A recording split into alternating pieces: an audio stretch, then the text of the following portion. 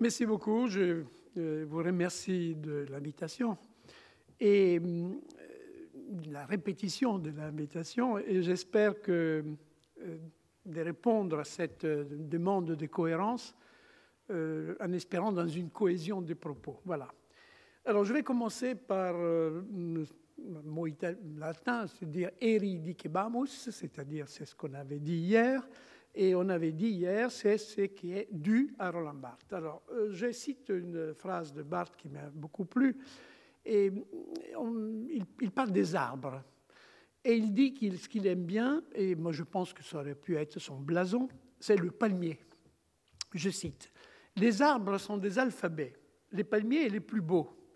Dès l'écriture profuse et distincte comme léger de ces palmes, ils possèdent l'effet majeur, la retombée. » Et je trouve que ça, c'est très intéressant. Quelles sont les retombées de Barthes? Voilà.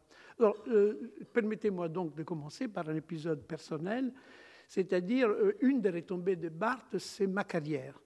Et je suivais le séminaire de SZ il y a belle lurette, comme on dit en français, et Barthes s'est très vite aperçu que j'ai des pitres qualités littéraires.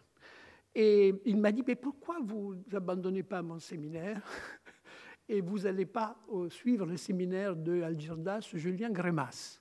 Voilà, il a orienté ma carrière et il avait compris que vous avez immédiatement une carrière sur la sémiotique avec laquelle j'ai orienté ma recherche avec Umberto Eco, Grémas et d'autres. Et dans l'espoir que je continue à poursuivre, que entre la philologie et l'herméneutique, il y a la place pour une sémiologie. Voilà.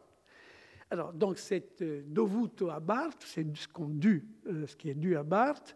Et donc, vous savez que dans les dédicaces, on ne fait que rendre ce qu'on a reçu déjà. Donc, c'est comme ça que je vais en parler aujourd'hui. Alors, question. Il a été question, évidemment, de la mort de Barthes. Et il y a deux interprétations possibles de la mort, il y en a plusieurs, mais enfin, une c'est morto io morti tutti, disent les Italiens, c'est-à-dire si je suis mort, c'est fini. Et l'autre, c'est que la mort n'est que l'interruption d'un projet, que d'autres peuvent poursuivre. Alors, je crois que Barthes a eu plusieurs projets. Et il y en a un que je vais poursuivre, et c'est comme ça que je crois qu'il y a, c'est une façon de dire que la mort n'aura pas seigneurie. C'est-à-dire que c'est son projet d'une critique pathétique. Les Italiens disent pathémique, pathéma, voilà. Voilà. Et donc, je vais faire ça, comme on a dit, en lisant quelques pages de la Chambre claire, cette palinodie du chagrin. Et je cite la phrase d'un chercheur qui a travaillé sur Barthes et qui a dit « Tout dans la Chambre claire doit être pris au sérieux, chaque mot, chaque allusion. » Alors donc, je me suis décidé à faire ça et je vais commencer par les fragments, donc 47 de la Chambre claire. Alors, Roland Barthes essaye de rendre la spécialité de la photo. Alors, cette nouvelle forme d'hallucination, je cite, « Une hallucination tempérée, modeste, partagée, ce n'est pas ça, mais cela a été. » Il ajoute, un médium bizarre qui engendre des images folles frottées de réel. Et je trouve ceci. Les soirs même du jour où j'avais encore regardé des photos de ma mère, qui venait de mourir, j'allais voir avec des amis les Casanova de Fellini. J'étais triste, le film m'ennuyait. Mais lorsque Casanova s'est mis à danser avec la jeune automate, eh bien, Barthes se dit complètement bouleversé. Je pensais alors irrésistiblement à la photographie et à son lien avec la folie. Voilà donc, étant donné qu'il a repris ces phrases plusieurs fois, je vais le dire, je voudrais quand même vous montrer cette petite séquence, pardonnez-moi, une séquence de 2 minutes où je ne vais pas intervenir, il n'y a pas de mots, je dirai seulement un moment, voilà. Et je vous verrai pourquoi. Ça, c'est comme ça. Donc, je crois qu'on peut y aller.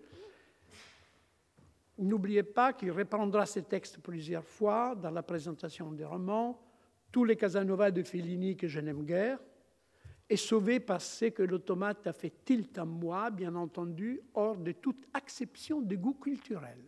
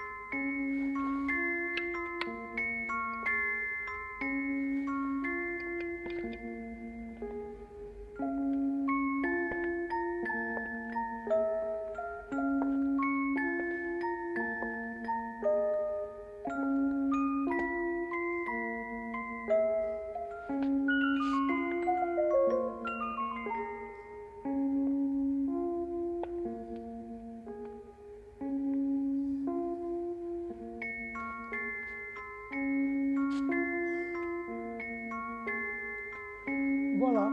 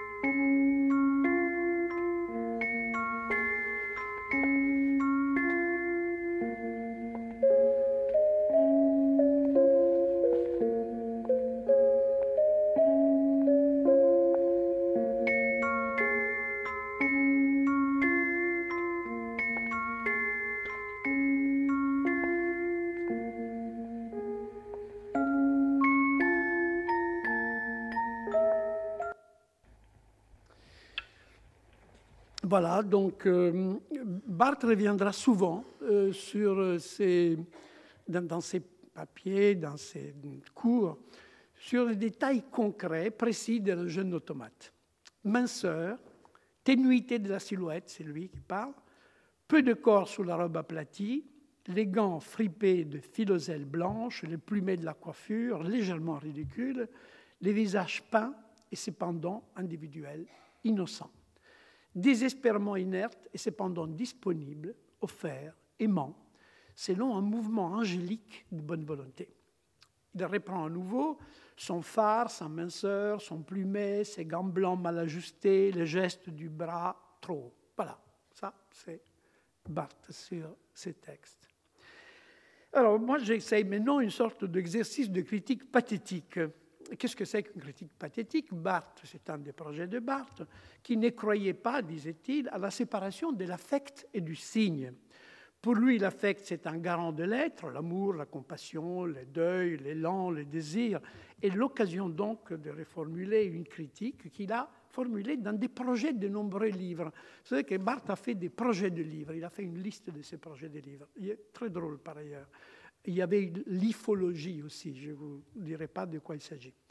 Mais aussi une discipline sémiotique diaphorique qui eut l'intensité comme l'objet de sa propre réflexion et comme aspect de son propre faire.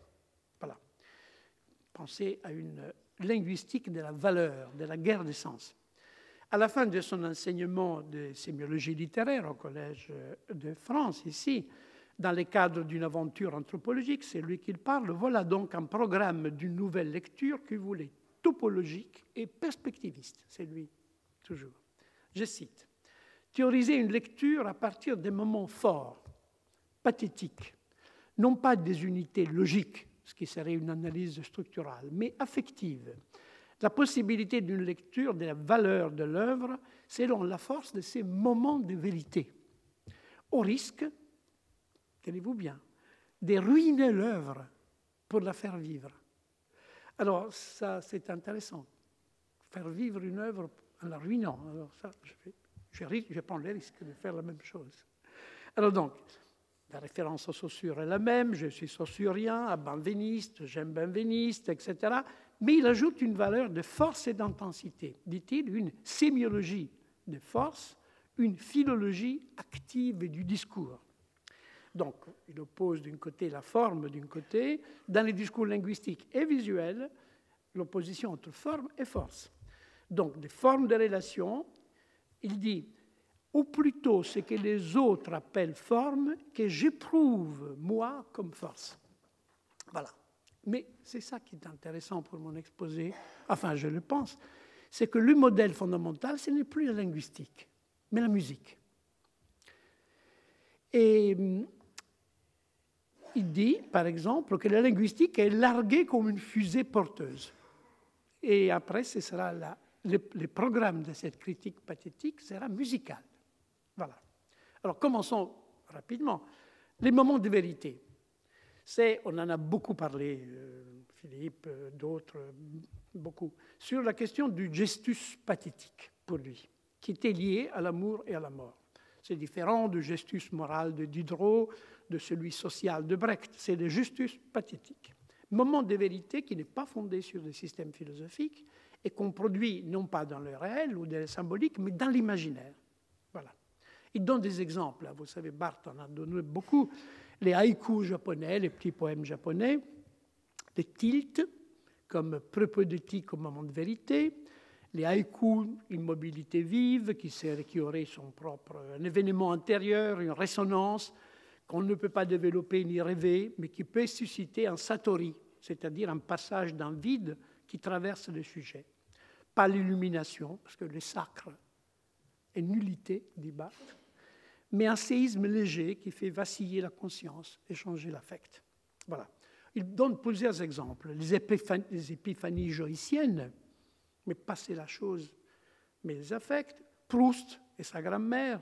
La mère de Gide, dans Et nunc manet in te.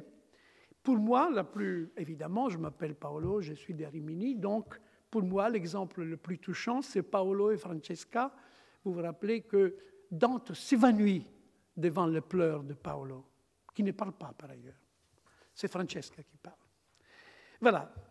Quels sont les opérateurs heuristiques de cette critique pathétique? Donc, on l'a beaucoup dit, la différence entre studium et punctum. Alors, ce qui est intéressant, c'est que le bal de Casanova et de la jeune automate est un punctum par excellence. C'est peut-être le punctum du... Alors, vous savez que la chambre claire est très riche en dichotomie. C'est la trace structuraliste. Et il formule cette relation binaire. Et le punctum, c'est l'effet de la prise des sens, des formes et des forces de l'œuvre. C'est l'affect du sens. Voilà. Alors, je vais rappeler des dichotomies précédentes, la dénotation et la connotation, les sens obvis et les sens obtus, voilà. Mais ce qui est plus drôle, j'ai retrouvé chez Barthes, c'est l'opposition qu'il avait imaginée pour ses cours, tu le sais mieux que tout autre, entre les tactèmes et les explosèmes. Vous savez que Barthes aimait beaucoup les néologismes. Les tactèmes, c'est l'idée que finalement, c'est la dénotation, c'est les sens obvis. La pensée calculée de la place par rapport à l'autre. Finalement, tout est tactique pour Barthes dans la relation aux autres. Mais après, il y a les explosèmes, c'est-à-dire la levée miraculeuse, exceptionnelle de la tactique. Voilà, c'est dans Comment vivre ensemble. Donc, ce punctum est une notion névralgique, une épiphanie passionnelle du détail bouleversant. Et c'est aussi un signe, mais un signe impérieux, qui a une sorte de force d'expansion métonymique.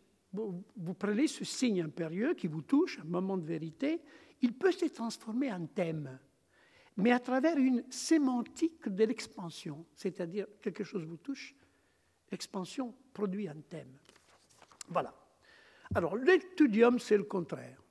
Et c'est important, vous voyez, parce que Barthes, en parlant de cette séquence que vous avez vue, il dit que le film de Fellini, c'est du studium, c'est de la culture. Ça ne lui plaît pas. Mais ça, c'est le Panthème, ça le touche. Le studium, c'est rien, c'est un consensus préétabli entre créateurs et consommateurs. Il n'y a de l'érotique que dans les failles. Barthes, je cite, « La culture ne saurait donner que du plaisir, pas de la jouissance, qui est, elle, inculturelle et sauvage. » Donc, ce qu'il trouve dans cette danse, c'est la dimension inculturelle et sauvage. Alors, l'effet tilt du bal de la Gêne automate, voilà, je voudrais essayer de l'analyser maintenant avec vous pour montrer, au risque de démembrer le texte, hein, c'est un risque qu'il veut assumer. Alors, première décision, je vais appeler ça de façon un peu ironique, photogrammatologique. C'est-à-dire, pour lui, on en a beaucoup parlé. On a fait un colloque sur le cinéma dans lequel on a expliqué que Barthes n'aimait pas trop le cinéma, qu'il appelait un ruban bavard. Et le cinéma, pour lui, c'est culture. C'est séquences, imaginaire qui vous prend, etc. Tandis que la photo serait sans culture. Oui, mais c'est vrai, mais vous avez vu qu'il doit donner un exemple, il donne un exemple d'une séquence de cinéma. Donc la question est intéressante, il transforme une séquence dans un point, dans une photo. Hein? Donc il transforme le studium en punctum. Mais ce qui nous intéresse ici, ce n'est pas ça. C'est une chose qui m'a beaucoup frappé. Pour lui, le cinéma exclut par une fatalité des natures tout passage à l'acte. L'image est absence irrémédiable du corps représenté. Tandis qu'au théâtre, vous pouvez imaginer de monter sur scène et de toucher l'acteur. Pour Barthes, ça c'est fondamental. Mais qu'est-ce qui se passe dans les photogrammes? Eh bien, il dit, c'est comme si les signifiants et les signifiés étaient collés l'un à l'autre. Donc qu'en réalité, dans les photogrammes, on pourrait toucher, on pourrait entrer dans la photo. Voilà, la photo, c'était du théâtre, d'une certaine façon. Voilà. Alors, j'essaye de montrer, si vous voulez, comment il va retoucher sa photo d'une façon pathémique. Alors, je n'insiste pas beaucoup, mais ma culture sémiologique a tendance à regarder dans les passions une dimension temporelle. Passion, c'est une maladie du temps, on disait autrefois. La dimension tensive, la dimension esthésique, perceptive. J'arrête sur celle-là. À la vision du bal de Casanova avec la Gêne automate, dit Barthes, je suis touché par une acuité atroce et délicieuse. Je ressens les effets d'une drogue étrange. Voilà l'esthésie dans le corps. Voilà. Alors, vous pouvez avant tout vous poser une question qui est un peu curieuse. Pourquoi Barthes n'aime pas Fellini? Pourquoi il n'aime pas Casanova? Pourquoi il aime seulement cette séquence? Pourquoi est-ce qu'il pense que... Alors, j'ai contrôlé, mais il parle très bien de Fellini. Par exemple, l'hermaphrodite du Satyricon par sa peau de lait, et le labyrinthe à ciel ouvert, la baleine, qui lui rappelle Michelet, par ailleurs. Et pourtant, il disqualifie toute l'activité culturelle. Ce n'est pas le cas de tous. Hein. Par exemple, Simenon, qui était très grand ami de Fellini, trouve que ce film lui rappelait Goya. Bon, c'est son problème. Tandis que Kundera a dit une chose qui m'a beaucoup frappé. Il avait dit que Fellini avait découvert une chose que Kafka connaissait, c'est-à-dire les comiques de la sexualité. Et je ne vous ai pas montré la suite. Il y a un moment dans lequel Casanova fait l'amour avec la poupée, mais avant de faire l'amour, lui dit quelques vers de Pétrarque, les comiques de la sexualité, évidemment. La poésie, ben oui, dans les films de Casanova, on cite du Tasse, il y a plusieurs vers, Arioste, Pétrarque, je l'ai dit. Et quand Barthes dit les mouvements angéliques de bonne volonté, n'oubliez pas que Pétrarque cité, c'est l'angélique rire. Hein, donc il l'a bien entendu, mais il n'aime pas. Et aussi Zanzotto, un des meilleurs poètes italiens sûrement, qui lui a fait les vers initiaux du Casanova. Bon, laissons tomber. il n'aime pas. Nous avons le droit de mettre notre propre moment de vérité. Maintenant, regardons cette rencontre Fellini-Roland Barthes. Est-ce que Barthes s'est aperçu, je suis sûr qu'il s'est aperçu, du fait qu'il y a les représentations de la mort de la mère dans Casanova? Je cite là Proust, il faut se départir du côté de la mer, donc on ne départ pas là. Et vous vous rappelez peut-être, il y a un moment dans lequel ils sont tous au théâtre. Le théâtre, les lumières s'éteignent, il y a une loge noire, et de la loge noire sort la mère de Casanova. Lui, il la prend sur ses épaules, il la met dans une carrosse noire, elle part, elle parle, mais il ne l'entend pas. Donc, ce qui est intéressant, c'est que Barthes a vu la mort de la mère dans Casanova. Mais ça ne l'a pas touché. Voilà, moi ça m'a touché, évidemment. Tout de suite après, le bal avec le jeune automate. Une réflexion intéressante qui est, à mon avis, a fait le fond de la recherche, du choix de Barthes. Chez Fellini et chez Barthes, il y a une profonde réflexion. Barthes a travaillé beaucoup sur le théâtre, vous le savez, sur le rôle de l'acteur. Alors vous verrez que Fellini a dit très souvent que son Casanova était un Pinocchio, un gros Pinocchio, avec un nez phallique, si je veux dire, et qui se promenait à travers la vie et les femmes. Mais il y a quelque chose de plus intéressant, c'est quand Barthes parle du théâtre Bunraku, et il fait une confrontation, c'est évidemment dans l'Empire des Signes, il fait une confrontation entre les marionnettes de l'Orient et les marionnettes de l'Occident. Il parle de l'automate, ce morceau de corps rigide de l'acteur, une discontinue corpusculaire des mouvements fétiches, etc. Ce qui lui procure, là je cite, la vue du Bunraku japonais lui procure une exaltation aussi spéciale peut-être que l'hyperesthésie intellectuelle que l'on attribue à certaines drogues. Exactement ce qu'il dit pour le Casanova. Exactement comme le bal de la jeune automate. Alors, revenons maintenant à l'autre gros, disons, pantin, qui est Casanova pour lui, qu'il appelle il vecchio clown, le vieux clown, le pagliaccio, comme il l'appelle comme ça. Ça, c'est Fellini qui parle de Casanova comme un vieux clown et un pagliaccio. Vous vous rappelez, peut-être vous l'avez vu bien, et Casanova invite la poupée, il l'embrasse, et il la touche, il voudrait la caresser, la main, les cheveux. Elle ne veut pas, elle veut danser. Elle lui apprend à être automate. Et il accepte de devenir automate pour danser avec l'automate. Vous voyez, donc c'est ça le moment fondamental dans lequel Casanova devient automate lui aussi. Et donc c'est la danse de deux automates. C'est la transformation que la femme automate impose à l'homme séducteur automate, de danser comme elle veut, voilà. Alors, je trouve que ce n'est pas inintéressant, que peut-être ça a intéressé aussi Barthes, mais on n'en parle pas, mais nous en parlerons maintenant tout de suite. Maintenant, parlons du parcours pathémique de Barthes. Barthes parle de la nuit, il s'ennuie beaucoup, il est triste, mélancolique, il a regardé les photos de sa mère. Et finalement, il voit ça. Donc, il y a une transformation de l'affect. Comment se fait cette transformation de l'affect, ces états d'âme qu'il change? Bon, au début, c'était la mélancolie, évidemment. Et il y a un moment dans lequel il dit, est-ce que je suis amoureux de cette photo, de la photo de la jeune automate? Donc, il se pose la question de l'amour.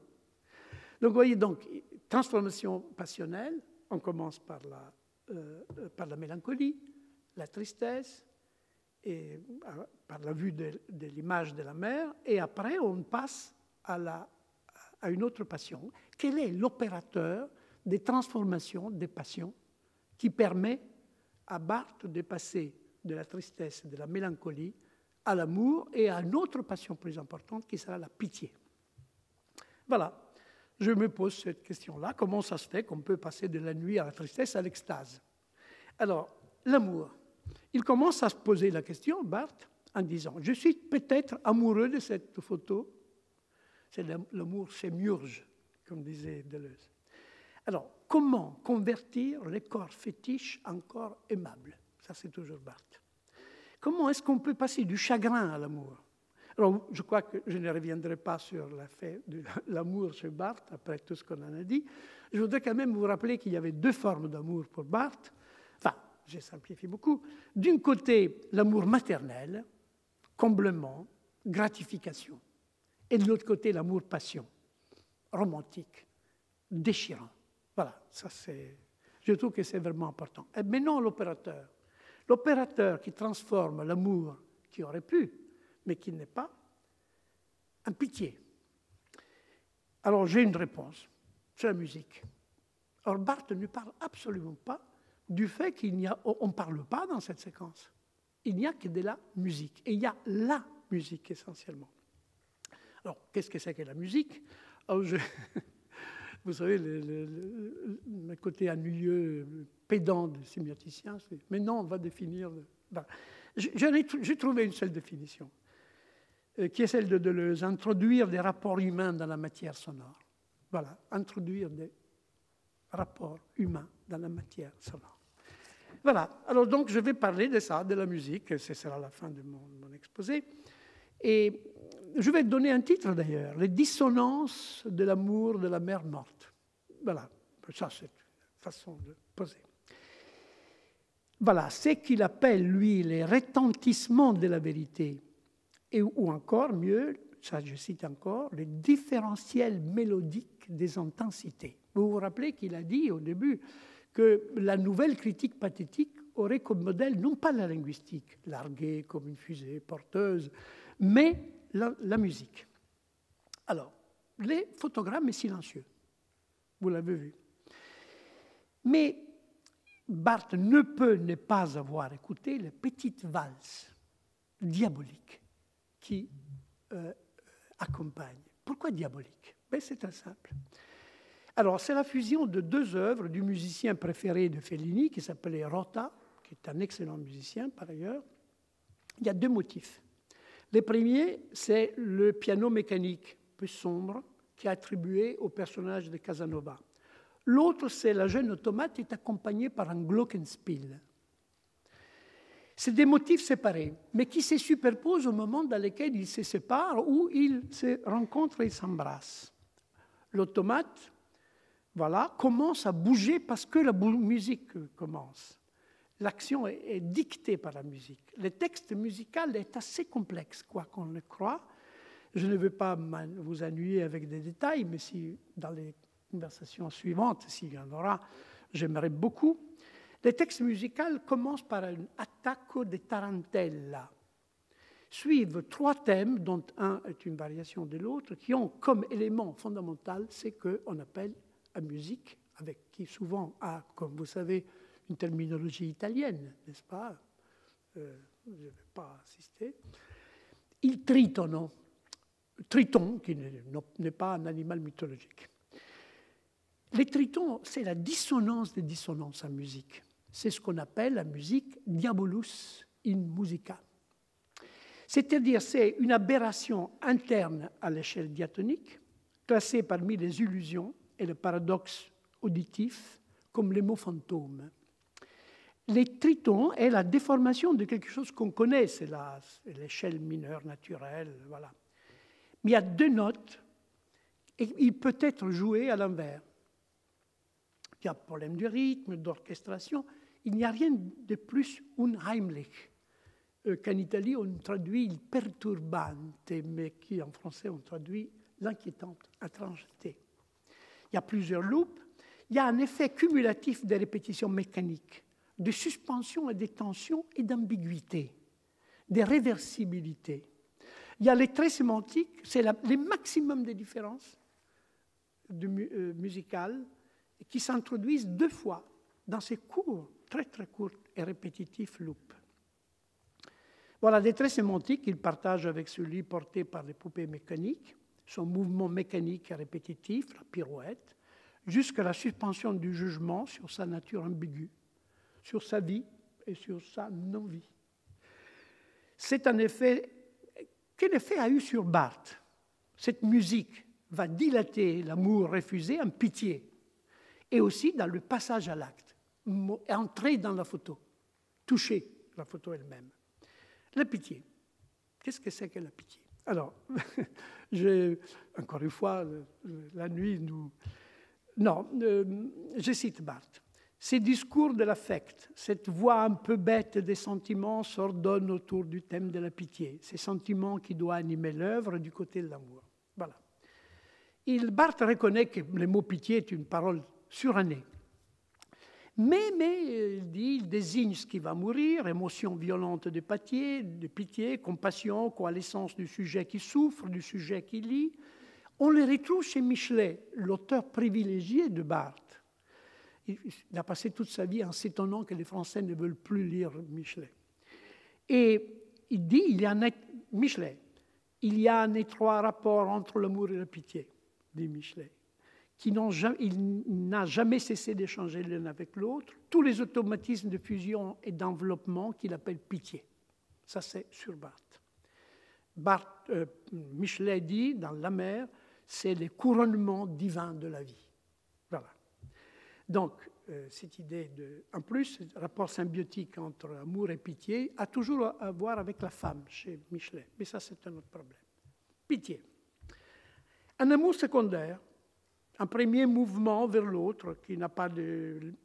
Ce n'est pas la gratitude, ce n'est pas le pardon, ce n'est pas les remords, qui sont des affects conditionnels. Ça, c'est moi qui dis ça. Mais Barthes veut élever cet amour de pitié jusqu'à une folle vertu, hors de toute commisération pour la finitude, liée occasionnellement au chagrin et au malheur, liée à la bonté, à la capacité de faire un tu, mais pas simplement un tu du prochain, mais un autre généralisé avec lequel échanger un don sans contrepartie et sans fin, sorte d'humilité réciproque. Ça rappelle la pitié cosmologique de Schopenhauer. Mais ça, ce n'est pas intéressant, vous voyez, ça, c'est des concepts. Mais non, comment est-ce qu'il trouve, Barthes, ça? Ben, il les trouve quand je vous ai dit, voilà. C'est le moment dans lequel Casanova accueille dans ses bras, là, et pendant un long moment, la jeune automate qu'il identifie à sa mère. Ça, c'est l'imago pietatis. C'est-à-dire, non pas la mère qui tient le fils dans les bras, que nous voyons toujours dans les pensées à Michel-Ange, naturellement, mais de l'autre côté, c'est le fils qui tient la mère dans ses bras. C'est-à-dire, c'est ce qu'on appelle techniquement il compianto, la déploration. Mais vous savez que Barthes a écrit dans sa vie qu'il y a eu un moment de votre vie dans lequel vous êtes obligé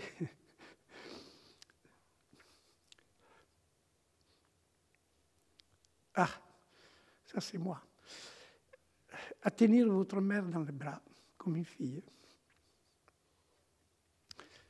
Bon, on ne peut pas faire de la critique pathétique, naturellement.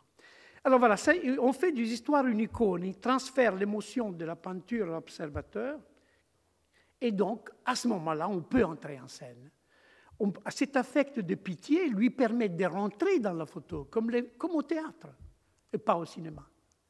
Là où les signifiants et les signifiés collent les uns aux autres, on peut rentrer. La photo le mène au théâtre. Et voilà. Et ça, ce sera ma conclusion. Ma conclusion est une citation de Critique et Vérité. Il parle de Kafka. Il dit « En effaçant la signature de l'écrivain, la mort fonde la vérité de l'œuvre, qui est énigme. » Merci.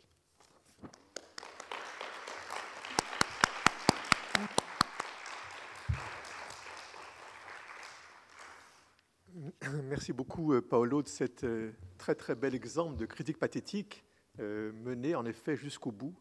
Je crois que c'est vraiment une illustration très très très belle de la reprise d'un projet et sa prolongation. Et donc c'est vraiment le type même d'un discours sur Barthes qui me paraît tout à fait exemplaire. On a du temps donc pour discuter de ton intervention. Je vais peut-être dire quelques mots Oui, oui. avant. Alors en effet, ce qui est juste un tout petit mot, hein, pour lancer peut-être la discussion qui va venir. Ce chapitre 47, ou fragment 47, en effet, est très important parce que c'est la dernière image dont parle Barthes, de la chambre claire.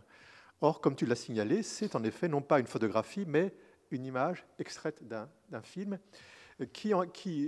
alors c'est très intéressant parce que ça complexifie profondément le stéréotype ou la doxa. Barthes n'aime pas le cinéma, il aime la photo contre le cinéma, en oubliant que la première phrase de la chambre claire, c'est en effet dire je décidais d'aimer la photographie contre le cinéma sans pouvoir néanmoins les dissocier.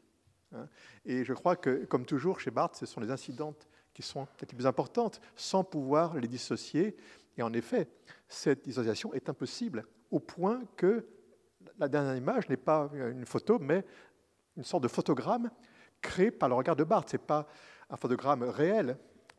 C'est pendant la projection que l'hallucination de la perception de l'image par Barthes crée le photogramme. Il immobilise en effet le flux du film et le transforme lui-même en photogramme.